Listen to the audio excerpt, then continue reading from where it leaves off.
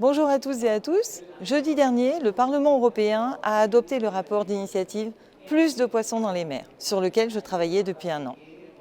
Je vous résume cette semaine intense, vous explique ce que cela signifie et ce que nous avons gagné. Un rapport d'initiative, ce n'est pas une loi, du moins pas encore. Au niveau européen, seule la Commission européenne, le gouvernement de l'Union européenne, peut faire des propositions de loi. Au niveau européen, on ne parle pas de loi, mais de règlements et de directives. Le Parlement européen a toutefois la possibilité de demander à la Commission européenne de proposer de nouvelles lois. Et la présidente de la Commission européenne, Ursula von der Leyen, s'est même engagée à ce que chaque rapport d'initiative du Parlement soit suivi d'une proposition de loi de la Commission. Le rapport que j'ai conduit, Plus de poissons dans les mers, porte sur la reconstitution des populations de poissons, la lutte contre la surpêche et la protection des écosystèmes marins. L'objectif est de garantir la pérennité des activités de pêche, d'inverser la perte de biodiversité marine et d'améliorer la résilience face au changement climatique. En commission pêche, j'ai négocié avec d'autres députés, un par groupe politique, pour obtenir une majorité sur ce rapport. J'ai proposé plusieurs compromis pour rendre certaines propositions plus acceptables. Le rapport a finalement été voté en novembre dernier par la commission pêche dans son ensemble.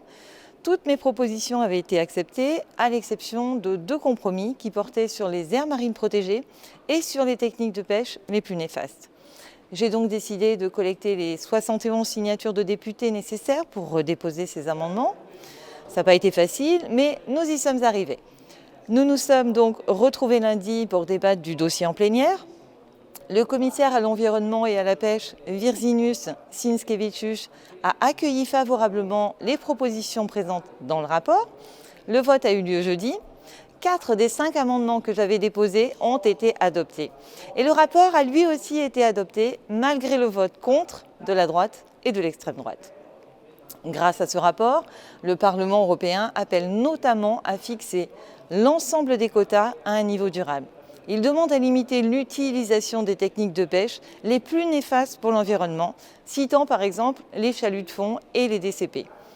Il demande aussi la mise en place d'un réseau d'aires marines protégées couvrant 30% des eaux européennes, dont un tiers bénéficiant d'un haut niveau de protection. Le Parlement demande aussi d'améliorer leur gestion, leur contrôle et de mieux impliquer les pêcheurs dans leur gouvernance. Enfin, il demande de mieux étudier les pollutions qui impactent les poissons et d'y mettre fin. Alors, certains cherchent encore à opposer les pêcheurs à la protection du milieu marin.